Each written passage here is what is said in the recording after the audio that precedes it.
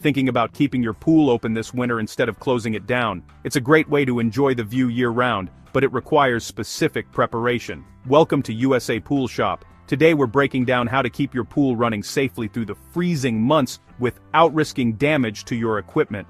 Rule number 1, water must keep moving. Moving water is much harder to freeze. If you have a variable speed pump, ensure your freeze protection mode is enabled.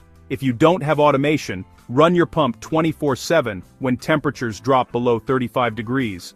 Check your valves. You need water flowing through every part of your system. Open skimmers, main drains, and especially waterfall lines.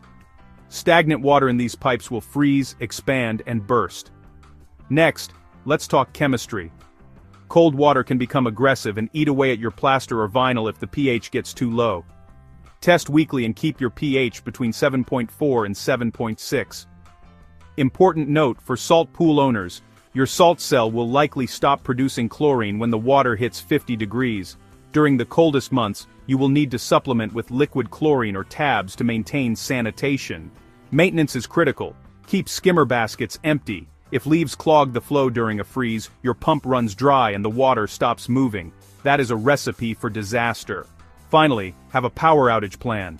If you lose power during a freeze, immediately go out and pull the drain plugs on your pump and filter. This drains the water so it can't freeze inside the unit.